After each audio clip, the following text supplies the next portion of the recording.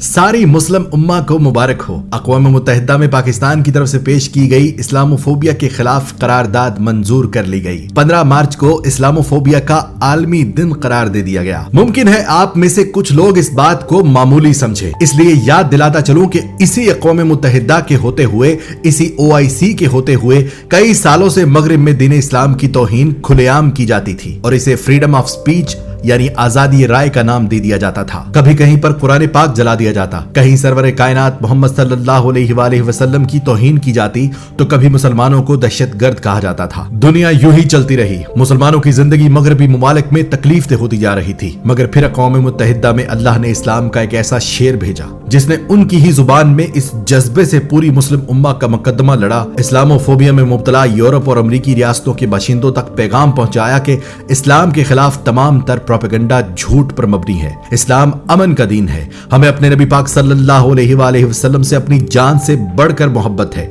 और जब तुम उनकी शान में गुस्ताखी करते हो तो हमें तकलीफ होती है। अल्लाह का शुक्र है कि मेरा वतन वो हक अदा कर रहा है जिसकी वजह से ये वजूद में आया था।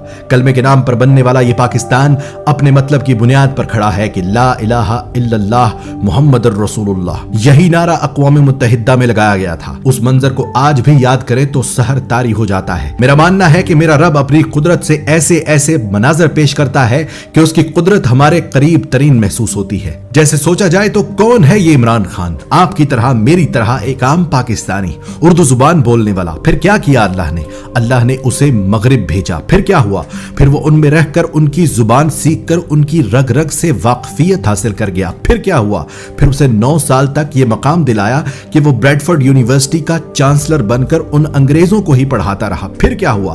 फिर उसे वतन वापस भेजा, उसे हिम्मत दी, बार बार हार कर भी वो लड़ता रहा। फिर क्या हुआ? फिर वो दिन आ गया, वो उस अक़वाम मुत्तहिदा तक जाने के काबिल बन गया, यानी वो इस मुल्क का वजीर आजम बन गया। फिर हम सब ने देखा कि जो ही इस्लाम का शेर धाड़ कर अक़वाम मुत्तहिदा से निकला, पूरी मुस्लिम उम्मा ने उसका इस्तकबाल किया। वो हिम्मत कोई और नहीं कर सकता था, क्योंकि इन अल्फाज में ये मुकदमा लड़ने के लिए उसे पूरी जिंदगी चैलेंजेस से गुजार कर फौलाद की तरह मजबूत आसाब से नवाजा गया। वो परवरदिगार जो अबाबीलों से हाथियों को भी शिकस्त देता है, वो खूब जानता है कि किस दौर में कौन जुर्रतमंद होगा, कौन हक पर डट सकेगा। बेशक उसकी मर्जी के बगैर एक पत्ता भी नहीं हिल सकता। हर बर्रे आजम में इस्लामोफोबिया की आवाज उठाने वाले इमरान खान की वजह से पहले अमेरिका की असेंबली में यह कानून पास हुआ कि आजादी राय की आड़ में तौहीन इस्लाम जुर्म तस्वुर होगा।